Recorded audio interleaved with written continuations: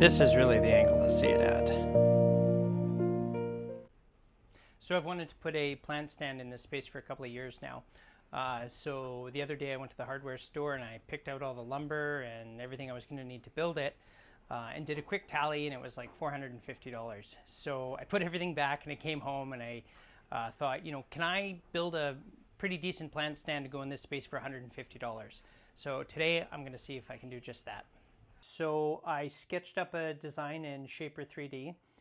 So that is this here that you can see. So I had the idea that rather than using dimensional lumber, I'm going to try and use plywood. So I bought this sheet of sanded maple plywood for $68, very reasonably priced, good high quality plywood. And then a little trick here for you. If you don't have a vehicle or don't have a truck to take a sheet of plywood home, you can pay the lumber yard to cut it for you. So that's what I did here.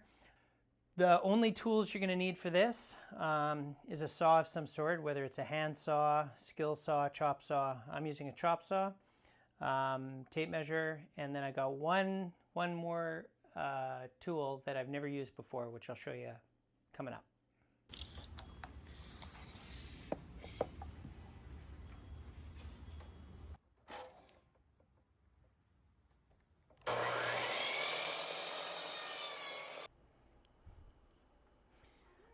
I'm still learning the metric system. You know, it's funny, I use it every day for work, but building, I'm really used to the imperial system, or freedom units as they're known.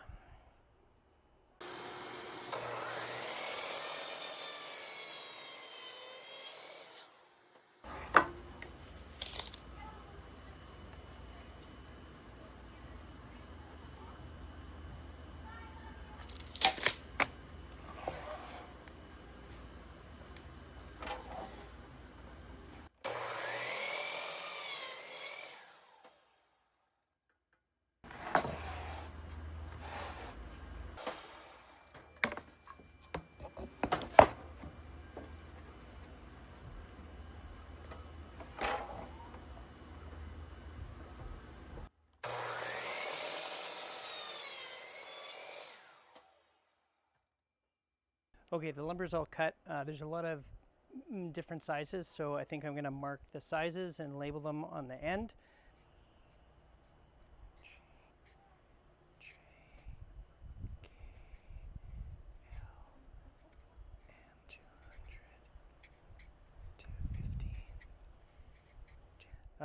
And then I don't want to do big aggressive sand on these because it's just going to make too much dust. I'm already making too much dust for my neighbor's liking, so I'm just going to actually do a light hand sand on all of these, break all the corners, and then next we'll get to staining. All right, like I said, just going to go over this with a light sand. Thing doesn't need to be perfect, so.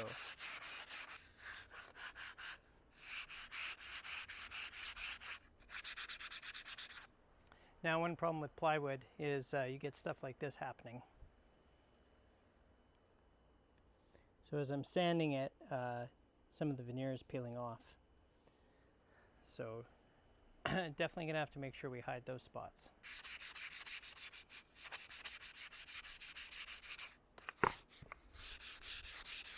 No, some of them are so bad. Look at that one. It just like peeled it right off.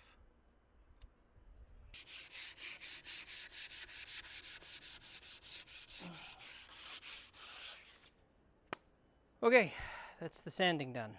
Okay, so earlier I mentioned that I'm using a tool that I've never used before. I've actually wanted one of these for a number of years, so finally I bit the bullet and I bought one. There's lots of these available out there in different models, and you can also get them on Facebook Marketplace. There's lots of them out there. So this is a pocket hole jig, which is going to allow us to fasten the shelves and dividers with what we would call like a pocket hole screw or a hidden screw. So like I said, I've never used one before, so let's give it a try. Okay, let's give this a try. I've marked on the boards where I want my pocket holes to be, so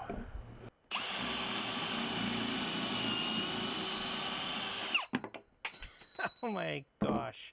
I guess I didn't have that clamped in properly. Hopefully I didn't break my new bit. All right, looks pretty slick. Okay, looks like my bit is okay.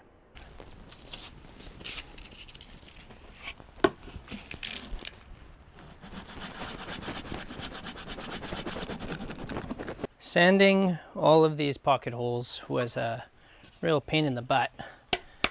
Sure, I'm glad to be done it now. Okay, on to the stain.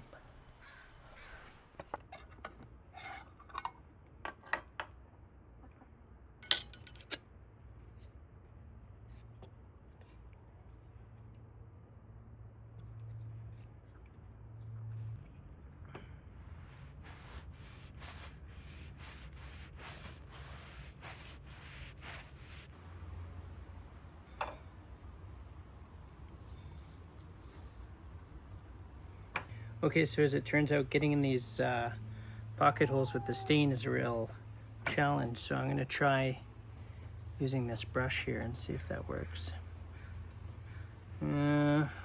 Just sort of pouring it in there. I don't want to waste all that stain in there. I got to find a better way. Okay, I have no idea what this is or where I got it, but I'm thinking it's going to work perfectly.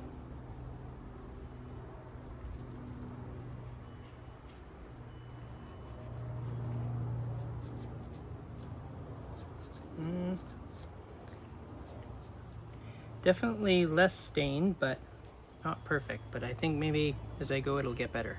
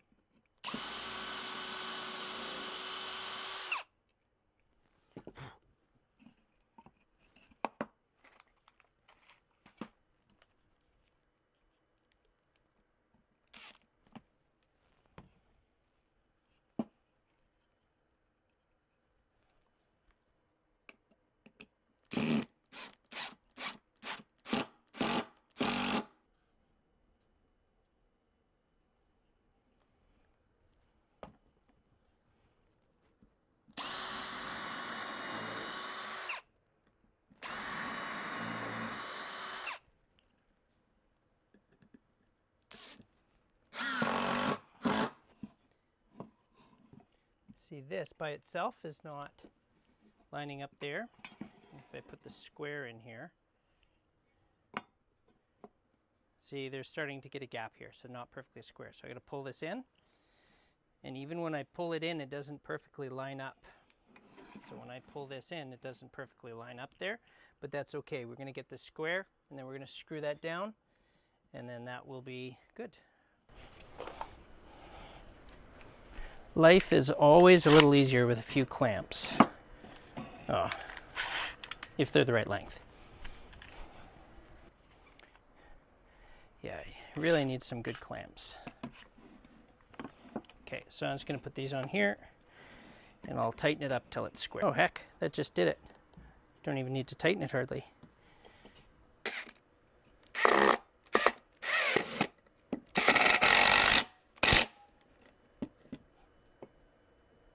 Okay, I get the clamp on there so it works both ways. We want the hidden screw at the top. We want that on there nice and flush. Could even put another clamp on this.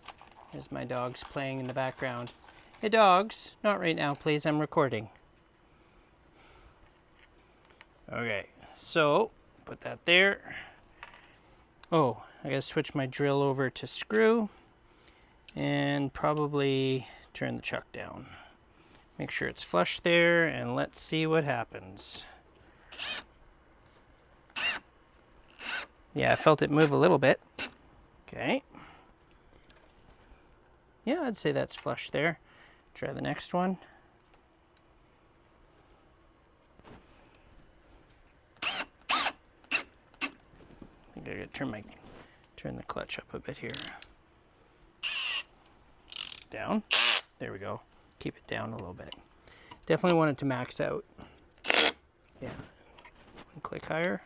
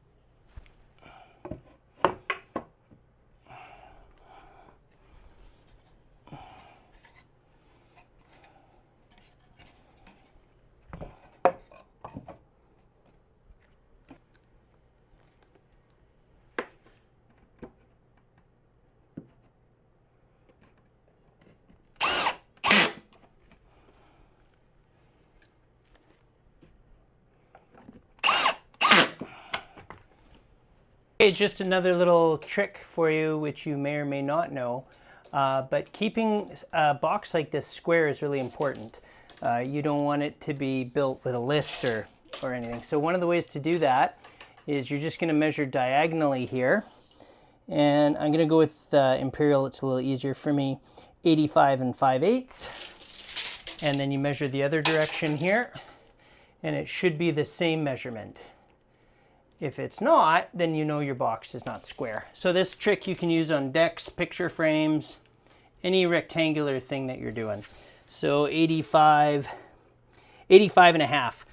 1/8 of an inch out of square. For my carpentry skills, I call that good. Okay, coming along here, I gotta say, these jigs are definitely the MVP of this project. I think I'd be fighting these boards way more if I didn't have these to clamp into, for the board to push against as it's getting screwed in, keeping everything square. Really highly recommend if you do something like this, make a jig like this. Took me 10 minutes to cut it and screw it together, but man, just super helpful. Okay, so we've encountered one small problem here. So these two are this piece here. And as you can see, they're probably about 1 centimeter off. So no problem, I'm going to be able to just cut it. And I will have a edge with bare wood that I'm going to have to, stain and lacquer later, but it's not the end of the world. So I just cut it and stained it right away. Okay, so a couple of tests here. Okay, so I got this part to finish. I was worried about this, how shaky it was going to be. It can rack a little bit. It's definitely not. But I got a plan to fix that. There is a diagonal piece that goes in here, and that diagonal piece is actually a structural member that's going to reduce this wobble. So that's next.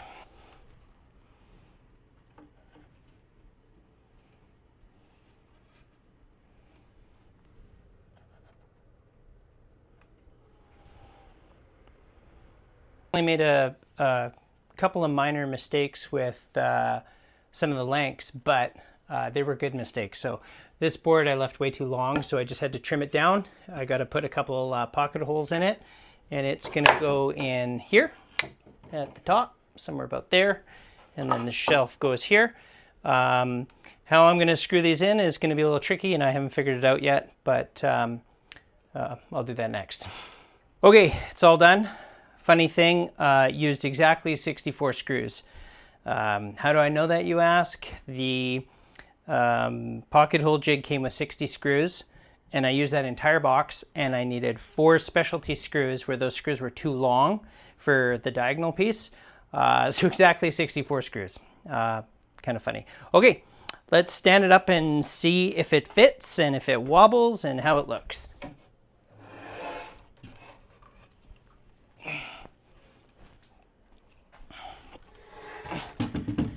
Oh yeah, okay, so this diagonal brace really stiffened it up. Still a bit of a shimmer to it, but I am actually going to attach it to the wall, so that will be gone. Now let's put it up into place. Oh my gosh, look at that. Absolute perfect fit. Man, that doesn't happen very often. Push that in. Yeah. There. Well, hopefully, actually I think it'll contract in the winter, so. Okay, looking good. Okay, so there is a good weekend project for you. I don't know how many hours I put in, and I don't know what the bill is yet, but I'm going to figure that out next. All in all, really happy with the end result. It's completely transformed the space, and I think it looks pretty slick. The Shaper 3D modeling was just about perfect, with the exception of one piece was the wrong size. So I'm going to go back and figure out why that was wrong, and I'll update that. But yeah, plywood I think was really the way to go, and that pocket hole jig was super slick. The jigs I made, 100% would have been a million times harder without that jig. Like, if you do something like this, or a similar thing, you got to make those jigs. It just makes everything way easier. So, yeah, I think that's it. I don't think I'd do anything really differently. Happy with the design and the staining and clear coating, the color, it all worked out. And I'm like the exact right measurement there. Like, it just fit in that space like a glove. So, okay.